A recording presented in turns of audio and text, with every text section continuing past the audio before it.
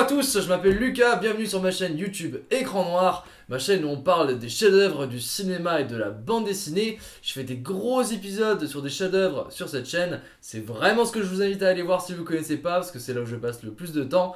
Mais en tout cas aujourd'hui, on va parler de mes trucs préférés du mois de mai 2019. Ah ça y est, Game of Thrones c'est fini, la saison 8 c'est terminé. Et qu'est-ce que c'était mal écrit! Waouh! Putain, je pensais pas qu'on allait tomber si bas. Enfin, c'était les chroniques d'un désastre annoncé depuis très longtemps. Moi, je pense que depuis la saison 5, il y a vraiment des gros problèmes. Game of Thrones a perdu son âme. Alors, j'ai déjà parlé des 3 premiers épisodes de la dernière saison dans la vidéo juste avant. Donc, je vais pas revenir dessus sur l'histoire du Night King et tout ça. Bon, on va voir quand même que c'est lié aux problèmes qui vont aussi dans ces 3 derniers épisodes. Bon, je vais pas cracher dans la soupe. Je pense quand même qu'il y a eu des bonnes idées, des bonnes petites trouvailles dans cet épisode. Bon, la mise en scène est vraiment chouette, les visuels et tout ça. Voilà, ça, Game of Thrones nous a toujours habitués au mieux. Enfin, vraiment, les mecs qui bossent là-dessus, c'est vraiment incroyable leur boulot. Vous pouvez regarder tous les making-of, le documentaire d'1h30 qui a été fait sur la dernière saison. Ça permet d'immortaliser le travail de ces gens-là, les maquillages, les gens qui travaillent sur les effets spéciaux et tout ça, c'est du boulot de dingue. Le 5e épisode, la grosse baston, moi je l'ai vu à New York. On était dans un Airbnb et le mec avait une télé 4K incroyable. Avec sous-titres en plus, il avait HBO donc on était refait. Et je vous jure, quand t'as la baston en 4K, enfin je t'en prends plein la gueule quoi. Le Clegane Bowl, quand les deux frères se pètent la gueule dans l'escalier, la mise en scène avec le dragon qui passe au-dessus, enfin je voyais pas comment on pouvait pas être emporté par cet épisode. Mais c'est étonnant de voir que chaque fois qu'une série grandit au fur et à mesure de ses épisodes en budget, et bah souvent le scénario a tendance à décliner, à être moins bien travaillé pour mettre en avant les effets spéciaux, tout ce gros budget là. Ce que je trouvais donc d'intéressant quand même dans ces 3 derniers épisodes, je trouve ça excellent et vraiment dans l'esprit de Game of Thrones que Daenerys devienne la grande méchante. Bon, je suis d'accord, c'est pas bien fait, mais je trouve ça top que le personnage que les gens adulaient au fil des saisons comme la personne qui allait délivrer tout le monde, en fait, tombe du mauvais côté de la barrière et devient l'espèce de tyran aussi abject que les autres qui l'ont précédé. D'ailleurs, petite parenthèse, une pensée sincère à tous les parents qui ont appelé leur enfant Daenerys, hein? Ah bah voilà, bah vous avez l'air bien con maintenant, tiens. J'aimais bien que dans le dernier épisode, il justifie ses motivations en disant « Moi, je veux brûler un monde pour reconstruire un nouveau par-dessus. » Voilà, je trouve que c'était une bonne motivation, ça en faisait une bonne méchante un petit peu à la Thanos comme dans Avengers. Voilà, il faut que les méchants aient des bonnes motivations, sinon ça ne peut pas marcher. Alors c'est vrai que c'est un peu vite amené. Là, je trouve que tout le monde est un petit peu dur et que le comportement de Daenerys n'est pas tant inattendu que ça. C'est parce que si vous binge-watchez la dernière saison, je pense que ça va vous paraître plus évident. Parce que Daenerys, elle a quand même sacrifié toute son armée pour protéger un royaume qui lui pisse dessus. Ses anciens alliés le complotent dans son dos et essayent de la trahir, alors qu'elle a sacrifié quasiment toute son armée pour eux. Son meilleur ami meurt pour une guerre qui ne la concernait pas du tout au départ. Sa meilleure amie meurt dans l'épisode d'avant. Un de ses dragons se fait buter sous ses yeux alors qu'elle les considère vraiment comme ses enfants. Enfin, vous avez quand même un gros paquet de trucs qui font qu'elle est un peu sur la corde raide, quoi. Et imaginez-vous, devant un gros bouton rouge, genre arme de destruction massive, vous avez devant vous le bouton rouge qui active des grosses têtes nucléaires. On vous dit « Ah tiens, j'ai tué ton meilleur pote !»« Ah, j'ai tué ta meilleure pote !»« Ah, j'ai détruit toute ton armée !»« Oh putain, je vais tuer un de tes enfants !» Imaginez-vous un petit peu dans cet état psychologique, je pense que vous allez réagir d'une manière qui est pas très sereine. C'est dur de se dire « Oui, non mais Daenerys, elle a toujours été pour les faibles et tout ça. » Non, je pense que effectivement, à ce moment-là, il y a vraiment l'occasion, la justification pour que Daenerys, bing, que ce soit un vrai coup de tête. Alors je pense vraiment pas qu'elle est folle, je pense pas que le show nous montre ça, mais les Targaryens sont fous, ça c'est de la merde. Si c'est vraiment ça qu'ils voulaient faire, c'est de la merde, voilà, les Targaryens, il y en a un sur deux qui est fou, du coup elle est folle. Bah non, elle est pas folle, on l'a vu depuis le début qu'elle était pas folle, qu'elle était pas comme son frère et comme son père et tout ça. Et justement, je trouve que dans le moment où les cloches sonnent et on annonce la défaite, je trouve que Emilia Clarke, même si j'ai toujours dit que c'était une mauvaise actrice, cette scène-là, elle s'accapare le show. Juste sur sa gueule,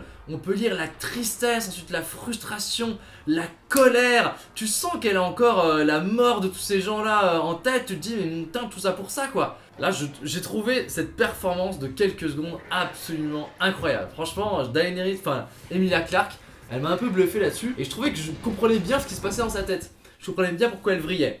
Après, c'est vrai qu'au début, on la voit, elle essaye d'abord de cramer des soldats Lannister et donc elle bute plein de gens avec. Et après, elle commence à niquer tout le monde. Là, c'est vrai que c'est un peu too much. Elle aurait dû s'attaquer direct direct au Red Keep en tuant plein de gens à l'intérieur. Mais bon, on comprend pas trop pourquoi elle tue plein de civils alors qu'elle a été voilà, la défenseuse ultime des civils. Mais en vrai, je pense que ce revirement de Daenerys aurait été en plus très bien accentué si par exemple, comme je l'avais espéré, les White Walkers auraient tout niqué Winterfell, ils seraient arrivés carrément jusqu'à Port-Réal et Daenerys aurait été pris en tenaille entre les White Walkers et Cersei. Et là, au bout d'un moment, quand tu perds toute ton armée, que t'as quasiment plus rien et que tu vois tes espoirs s'échapper, là effectivement je pense qu'elle aurait pu vraiment, ça aurait accentué ce côté revirement. Bon, à un moment j'en ai marre, je nique tout quoi, je nique tout bordel, je nique tout, voilà. Mais non, ils l'ont pas fait. Ils l'ont pas fait parce que les White Walkers, trop de budget. Mais voilà, en tout cas je voulais juste dire que ce revirement de situation, je le trouvais pas si mal amené que ça. Et qu'il y a beaucoup de choses qui sont dites sans être dites en fait. Et moi j'ai estimé qu'on me donnait assez pour que je comprenne ce revirement de situation. Et je trouve ça aussi excellent que d'un coup la mise en scène nous fasse passer du côté un petit peu des Lannister, où on voit que c'est eux qui se font massacrer. Maintenant les gens qui envahissent et qui saccagent la cité, ben, c'est les Stark, c'est les gens qui étaient censés être là pour la délivrer. Et j'aime vraiment bien ce revirement de situation où on voit plus du tout Daenerys de tout l'épisode, on voit juste son dragon qui crame tout. Ah, voilà, ça j'ai trouvé ça vraiment excellent, bien dans l'esprit de Game of Thrones, ce truc un peu inversé. J'adore aussi que Grey Worm ça devienne un peu le bras armé de la folie de Daenerys. Enfin voilà, ça je trouve ça vraiment excellent. Après, c'est clair, c'est ultra mal écrit. Daenerys, t'as l'impression que plus elle perd de personnages dans son armée, plus il y a de soldats qui meurent, plus il y en a des nouveaux qui pop. Ils sortent d'où les Dothraki? Ils sortent d'où? On nous a montré que tous les Dothraki ils s'étaient fait massacrer à la bataille de Winterfell, il y en a allé quoi, 10 qui ont survécu. Et là d'un coup, t'as de nouveau des hordes de Dothraki dans tous les sens, des phalanges de Unsullied à plus savoir comment foutre. Enfin vraiment non, c'est complètement délirant quoi, ça ne marche pas. Il y a trop de choses, d'éléments de scénario qui te font sortir du récit. Vous savez, c'est comme s'il y avait un pull avec plein de petits fils qui dépassaient, et tu tires sur un fil, et t'as tout qui part en couille. Et il y en a plein, il y en a plein, il y en a plein. Pourquoi il y a 5 bateaux de merde de Euron Greyjoy qui arrivent à sniper 3 fois un putain de dragon? Et l'épisode d'après, tu as des centaines de bateaux dans la baie, tu as des scorpions partout sur les murs de King's Landing, et les mecs savent plus viser. Mais comment tu veux que j'y croie? Enfin forcément, à l'épisode d'avant, on t'a montré l'exact opposé. Et tu te dis, bah attaquer King's Landing avec un dragon, c'est pas une bonne stratégie. Donc quand elle le fait, Daenerys, tu te dis, bon, c'est un peu chaud, c'est un peu une idée de con. Et non, elle nique tout. Elle nique tout, bon, ok, voilà. Elle nique tout, bah c'est une héroïne, du coup, voilà. Non, c'est vraiment les showrunners qui ont écrit les 3 derniers épisodes, c'est une catastrophe. C'est une catastrophe, je pense que c'était des très bons adaptateurs, ces mecs-là, mais écrire des scénarios, c'est pas pour eux. Ils ont vraiment ruiné la série. Les personnages ne vont nulle part. Je ne comprends pas pourquoi Tormund n'est pas mort. À quoi il sert, ce personnage? Pourquoi Brienne n'est pas morte? C'est vraiment la happy ending. À la fin, on nous a servi un putain de conte de fées, quoi. C'est tout ce que n'était pas Game of Thrones. C'est devenu une espèce de show d'heroic fantasy heureux où à la fin les gentils gagnent. Moi j'adore cette espèce de format d'épilogue où on voit ce qui est devenu tout le monde à la fin. J'adore ça. Du coup j'étais pas trop déçu. Mais vraiment c'est le happy ending. C'est un conte de fées. Et tu peux pas te dire en ayant vu Game of Thrones depuis le début que ça se termine comme ça. Oui, ok, Daenerys elle meurt, Jon Snow il part dans le nord, c'est un peu la fin amère. J'étais là, ah c'est cool, ouais, ok, bon, c'est un peu, ok, un peu doux amer, ça c'est cool.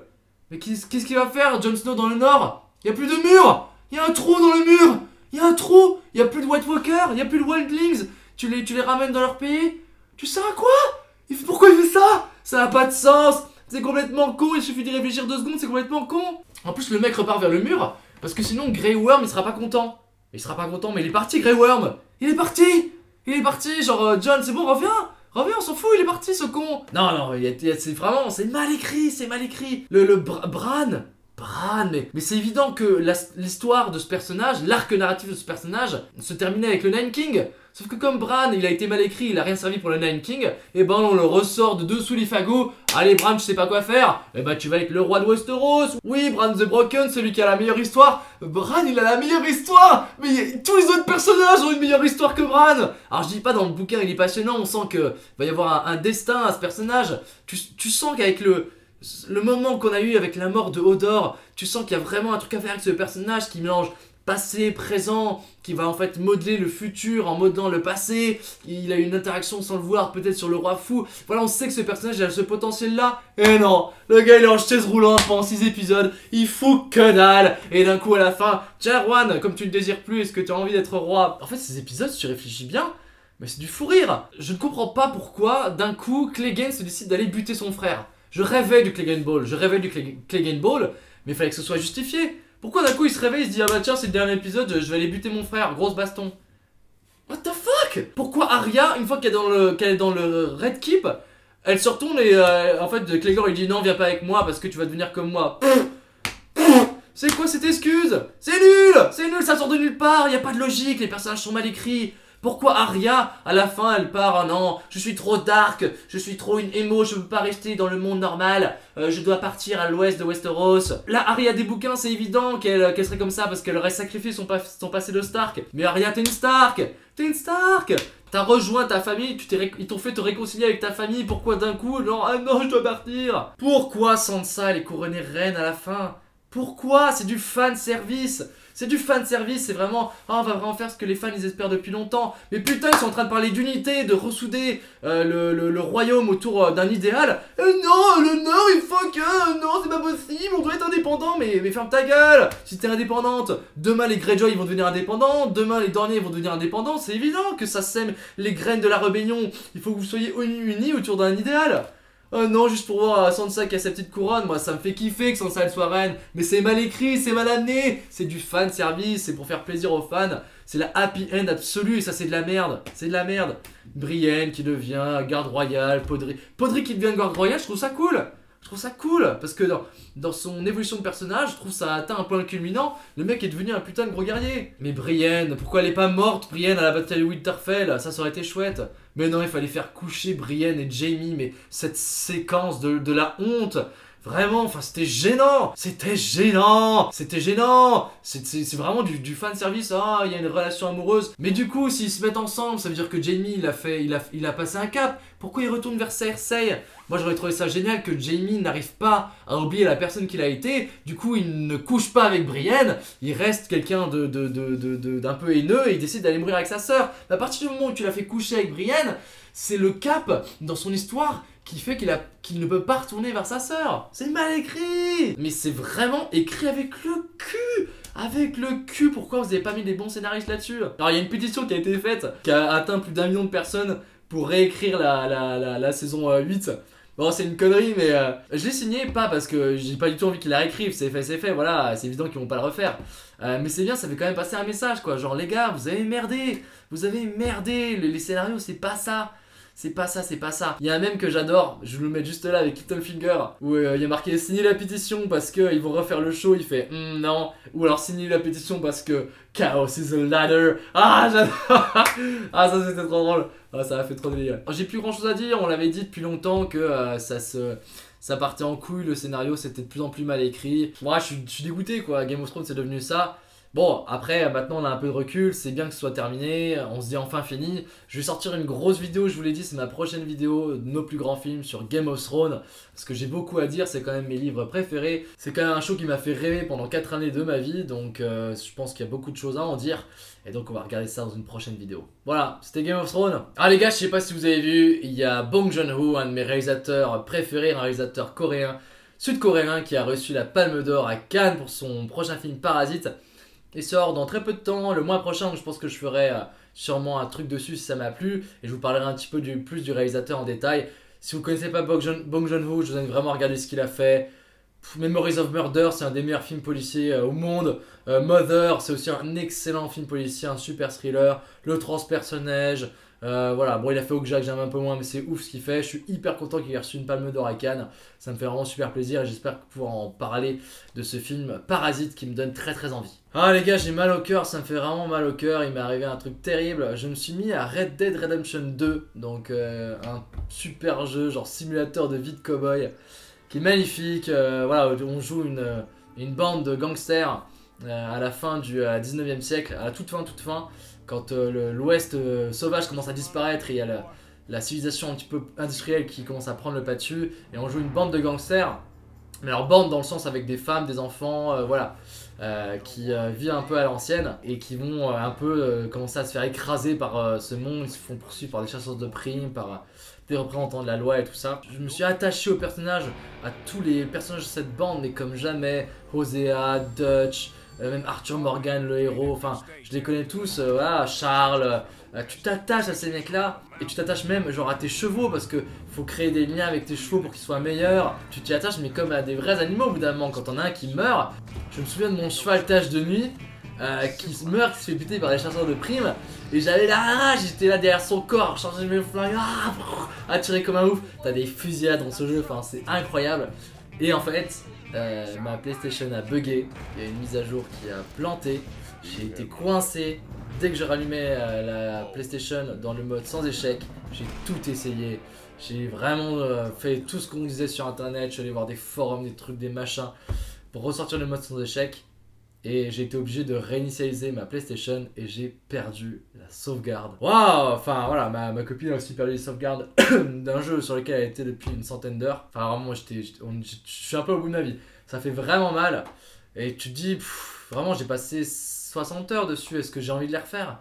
Est-ce que j'ai envie de les refaire au risque qu'en plus la PlayStation recraque? J'ai pas de compte PlayStation Plus, du coup j'ai pas pu enregistrer mes sauvegardes précédentes. Donc voilà, j'ai pas trop de solutions, je suis encore un peu en train d'essayer de voir si je peux pas connecter le disque dur à mon ordinateur et essayer d'utiliser un logiciel de récupération de données. Voilà, je fais un peu tout ce qui est possible inimaginable, mais voilà, j'ai un peu fait le deuil quand même. Donc je ne saurais pas la fin de cette terrible histoire. Peut-être, hein, si j'arrive à récupérer les données, à faire à suivre, je vous le dirai, alors me spoilez pas hein, quand même, parce que je sais pas comment je vais me démerder, j'espère quand même que je verrai la fin de ce jeu, parce que moi j'avais pas joué au 1, mais quand même voilà, le 2 ça a été un grand truc pour moi, Red Dead Redemption 2, si vous avez pas fait ce jeu, j'ai adoré, donc affaire à suivre, je vous tiendrai au courant, voir si j'ai récupéré mes données de Red Dead Redemption 2.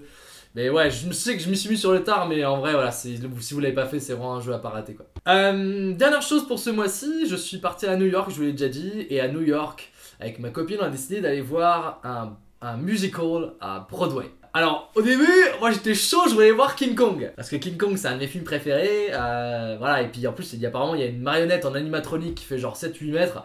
Enfin, un truc de ouf quoi. Et ma copine elle m'a dit ouais mais attends moi j'ai entendu que c'était vachement bien, faudrait qu'on aille voir Frozen, donc la Reine des Neiges. Ah je faisais un peu la gueule, j'étais là merde, c'est un film de merde ça, j'aime pas du tout moi. Et bon, je me suis dit bon on est à Broadway, je m'en fous, ça va être cool, on y va. Et bah les gars, j'étais pas prêt, j'étais tellement pas prêt, c'était un truc de ouf, c'était un truc de malade, un truc de dingue les gars. Alors franchement, je vous jure au début j'étais comme ça et la première chanson j'étais là, ça commence, ça chante. J'étais là, ok c'est cool. Et d'un coup, deuxième chanson. Ah quoi? Mais genre, mais hallucinant.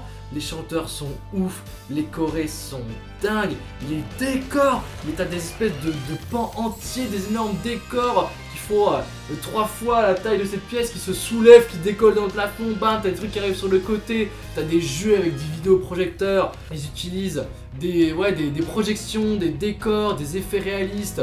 C'est un mélange, un mélange de trucs ultra stylés. À un moment, t'as un pont qui descend du plafond, bam, un pont en glace juste devant toi. T'es là, what the fuck?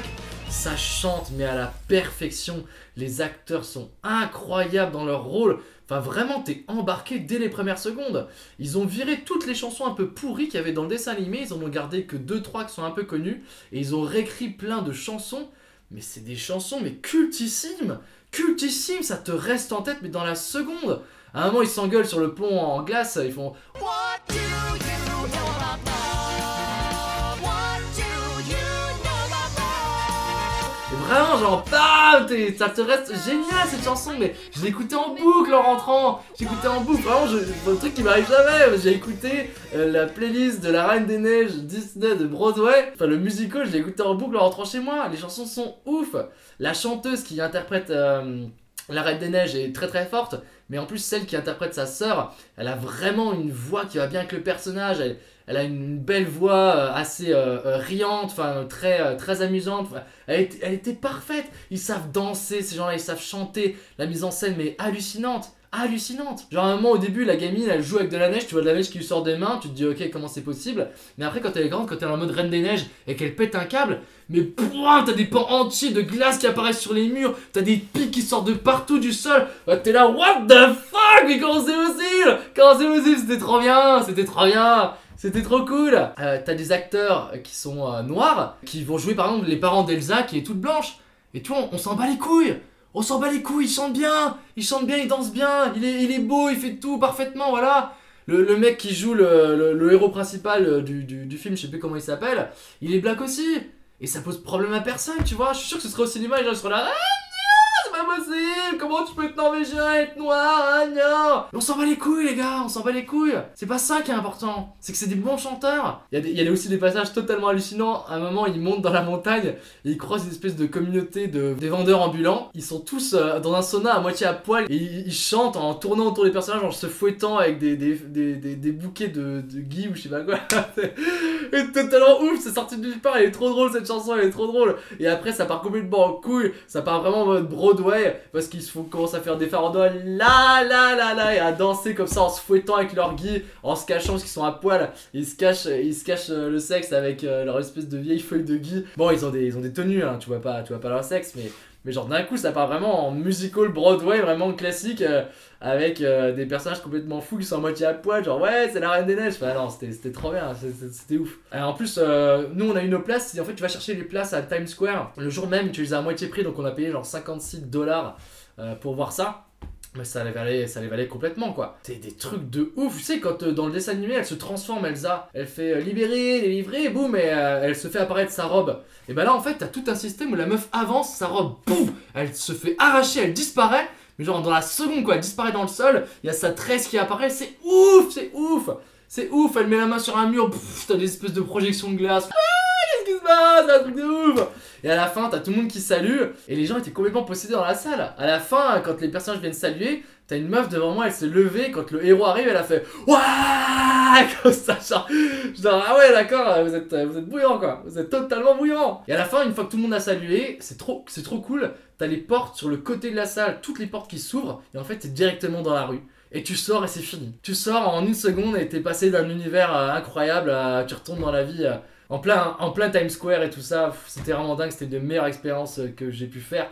Je suis jamais allé voir de comédie musicale, ça m'a toujours un peu blasé. Les comédies musicales françaises m'ont jamais vraiment dites, mais alors là, j'aimerais bien y retourner un jour dans ma vie, quoi, voir un de ces trucs là, c'était hallucinant. Hallucinant.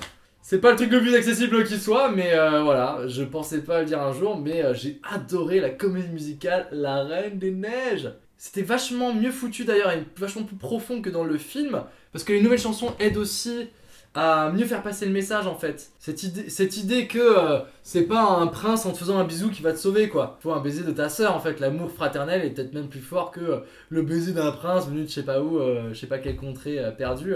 Et ouais, il y a des séquences oufissime. À un moment ils sont dans une tempête de neige et en fait la tempête de neige est représentée par les danseurs qui ont tous des vêtements blancs très amples, qui font des grands gestes comme ça et en fait les personnages sortent de la tempête et se font respirer dedans, essaient de se rejoindre, ils se tendent la main, essaient de s'accrocher. C'est à ce moment là où la sœur qui est rousse est en train de se transformer en glace et du coup elle commence à être ralentie. T'as tous les danseurs qui sont habillés en blanc qui s'accrochent à elle comme ça et ça fait une espèce de grand filament blanc et en fait à la fin elle se fige et t'as tous les danseurs qui se figent en même temps et t'as vraiment l'impression d'avoir une sculpture de glace quoi, figée avec elle qui est au bout comme ça. C'est beau putain, c'est beau. Waouh, là mais c'est ouf, les mecs ont pensé cette mise en scène.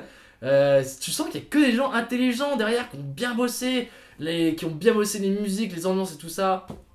C'était vraiment dingo. C'était mes trucs préférés du mois de mai. On se revoit bien évidemment le mois prochain. Et je vous dis à très vite pour ma grosse vidéo comme je vous l'ai promis sur Game of Thrones. A plus!